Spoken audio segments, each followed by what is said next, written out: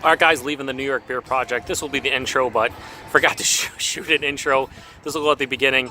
You're going to see me review 8 different beers in flight form, so should be a lot of fun. Bit windy out here, so I apologize, but yeah, New York Beer Project. What's up, everybody? Back for the first ever on location video here on the channel. It is the first day of summer, and I am in Lockport, New York, hanging out at the New York Beer Project.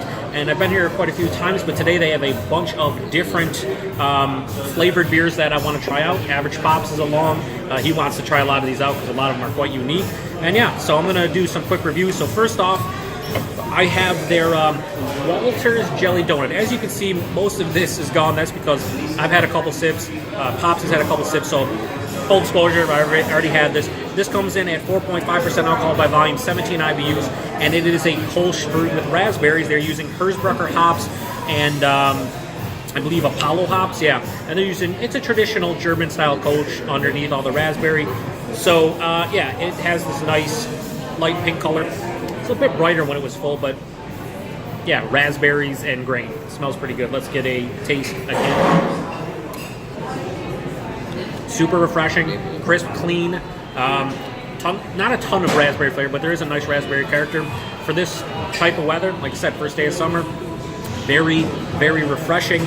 I'd give this a 3.75 out of 5. Pretty impressed by this. One of the better fruit beers that I've had recently, so good job to New York Beer Project. I guess I'll be back in a few minutes with another one. So see you guys back, and I'm back with the New York Beer Project's Lemon Chillo. So they're going for a limoncello, I guess. This is actually a beer that is part of their mashup series with a local ice cream place called Perry's Ice Cream. Get distribution through all Western New York. Very popular. And this one comes at 3.6% alcohol by volume, 15 IBUs. And they say it features flavors of lemon and sweet cookie swirls. They're using another Kolsch base just like the Walter's Jelly Donut. And yeah, it's basically a Shandy. And as you guys can see, it has a nice color to it. It's not really hazy, kind of see-through, definitely filtered, but anyone's gonna know. It doesn't smell great, to be honest with you. Has a bit of like a stinky vibe to it, almost musty. Yeah, not much. Gonna go in for a taste. Way better than the taste. Oh man, that's a lot of lemon. Tons of lemon, like a lemon juice.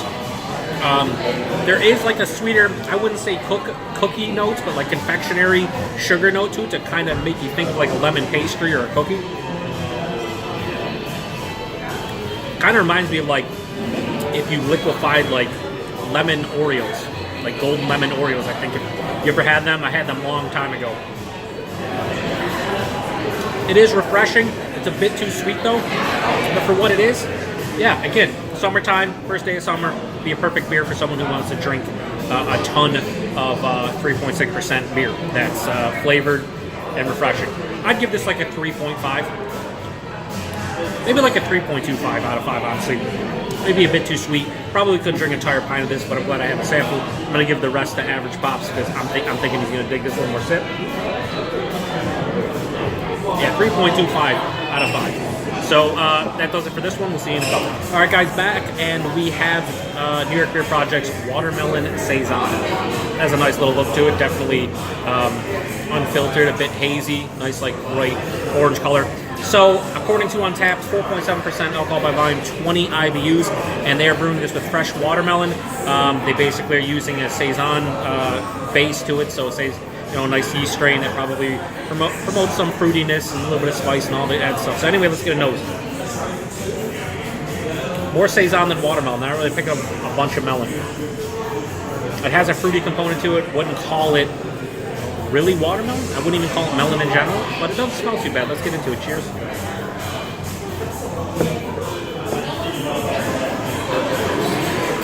Now this is real watermelon.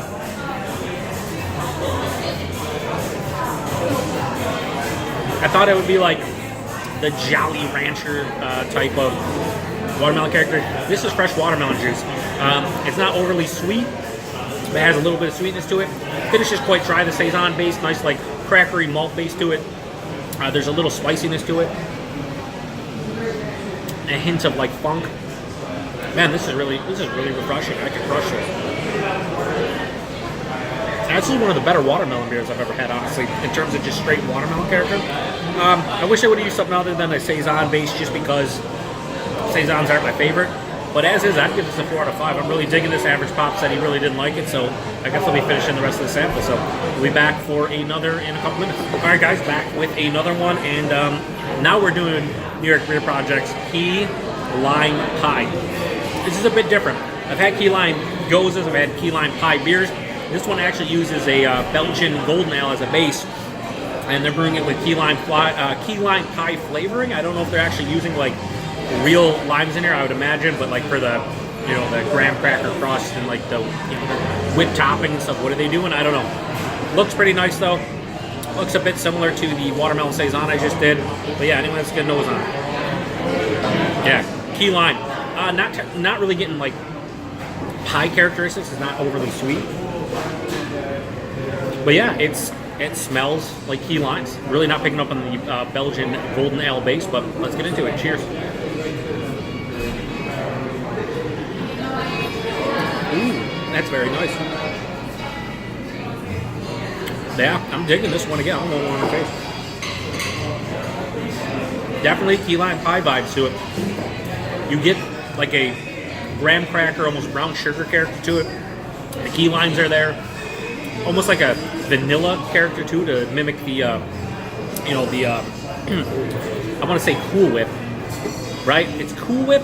What's it's? I'm Cool Whip is what? Whipped cream. Wow, I couldn't think of whipped cream. Yeah, whipped top, but kind of has that base to it. The Belgian Golden Ale just has like a slight spiciness, crackery base to it, or more like a bready base to it. Couldn't really tell you this is Belgian beer whatsoever, but the key lime pie flavoring is pretty prominent. I'm digging this one. I give this one a 4 out of 5 as well. I'm very surprised. So good job, New York Beer Project. We'll be back for a couple more here shortly. All right, guys, I'm back for what could be the most interesting review of the 2 flights that we have. 2 flights of 4, so 8 beers in total, and this is their Carrot Cake Ale. So this is an Imperial Brown Ale, and it comes in at 8.4% alcohol by volume, 27 IBUs, and is brewed with over 30 gallons of fresh, locally pressed carrot juice from Asker's Juice Bar in Buffalo. My dad is showing me the label. Yeah, they did it the backwards way, but whatever. So this is what it looks like, and it looks like an Imperial Brown Ale. On camera, maybe a bit more red. In person, definitely brown. But yeah, plays the role, no big deal. Yeah, huge spices, like almost like it's actually coming more like a pumpkin beer, like nutmeg and cinnamon. Not picking up on carrots, but I mean, am I going to be able to smell the carrots? Probably not. Definitely caramel toffee. This honestly smells more like a pumpkin ale. It doesn't smell bad, but anyway, let's get into it. Cheers.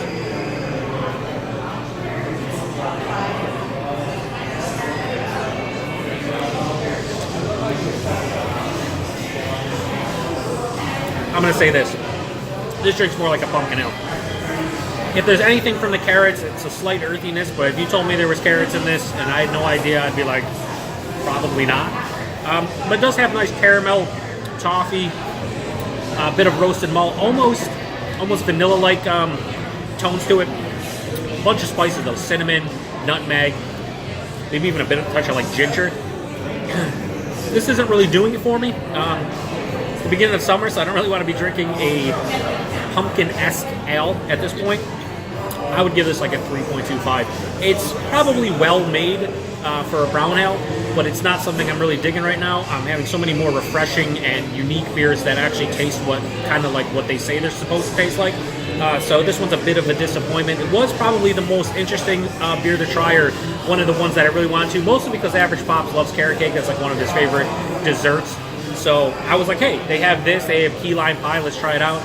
This one's kind of a miss for me, and I think it's a miss for him too. I don't think he's digging this. No, not digging it, he's not digging it. So anyway, we'll be back with another one shortly, only 3 more to go. All right, guys, back with the 6th beer of the 8 that I have here to do a quick review on. So this is their Supernatural, their kettle soured ale that is brewed with, aged with passion fruit puree. Comes in at 4.2% alcohol by volume and only 6 IBUs. I remember seeing Brian over at Buffalo Beer Reviews. I believe he got a crowler of this. He was really digging on it, so I'm curious to give this a try. Maybe this will look like a New England IPA, baby, for sure. Yeah, it has this nice, hazy, off yellow color. No head. It's a kettle sour, baby. Let's get a nose. Oh, that smell, dude. You smelled this, right, Dad? This smells like all the passion fruit I've ever had in my life. Which isn't a lot, but it's good. Yeah, it's straight up passion fruit juice. Yeah, there's a tartness, not straight on sour, just a tartness. That's pretty nice, but this smells like passion fruit juice. So let's get into it. Cheers. Yeah, that's super tasty.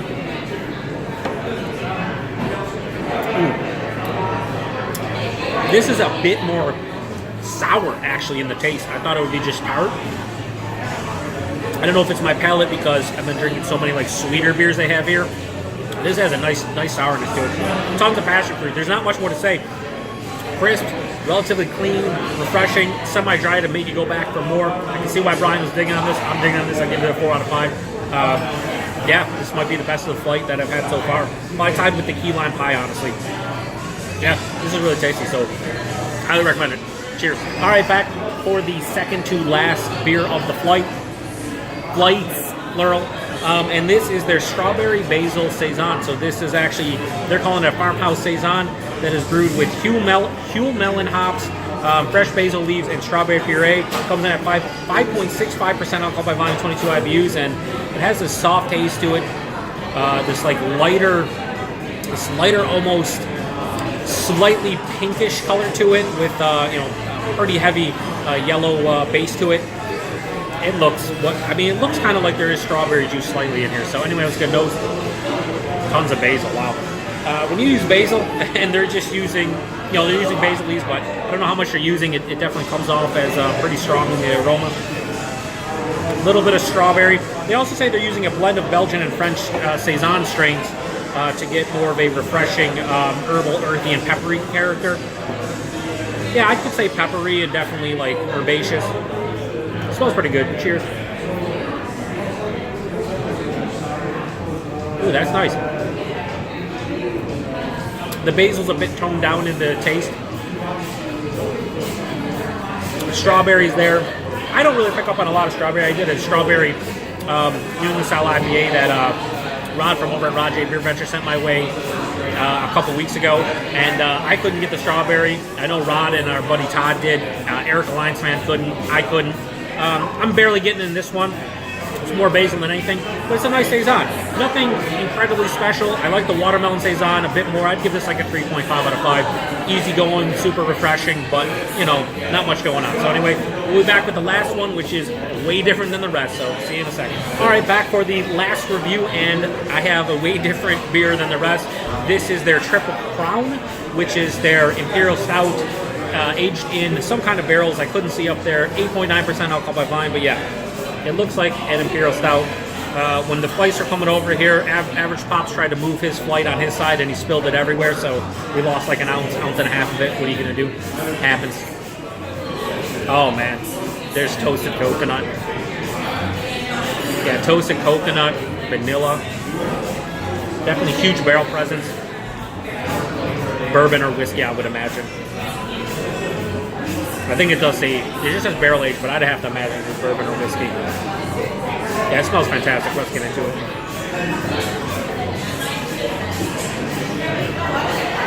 Ooh. There's like a bit of a barrel char or smokiness in this one. Definitely sweet. Lots of dark chocolate. A fudgy chocolate as well. Toasted coconut, vanilla, barrel char. Definitely picking up on the bourbon / whiskey. Incredibly smooth. Very tasty. There's nothing like mind-blowing about this one, but it's probably the best in the flight because I love Imperial Stouts. I love barrels that give off toasted coconut. I'd give this a 4.25 out of 5. Best of the flights for me because this is, again, my favorite style when you add these all together. And yeah, New York Beer Project. Awesome place. Been here a couple times. They have good food. We split a pretzel with dips and stuff, just, kind of having a mid-afternoon snack or early evening. Gonna go to the Brickyard, get their 50-cent wings, probably a flight over there. I probably won't record it, but whatever. New York Beer Project, if you're ever in the Lockport, New York area, check them out. A lot of their stuff is hit and miss, but for me, it's fun to try their flights. They're reasonably priced, and yeah, it's a nice spot. So anyway, thanks for checking out the first ever on location video, and I'm hoping to do more of these during the summer. We'll see. There's a lot of places around here we can go to and get flights and get pours and enjoy ourselves. As you can tell, it's getting really loud here. I don't know if you'll pick up on my voice, so I'm calling it a night. See you guys in a bit. And by a bit, I mean like my next video, probably tomorrow, the next day. Bye.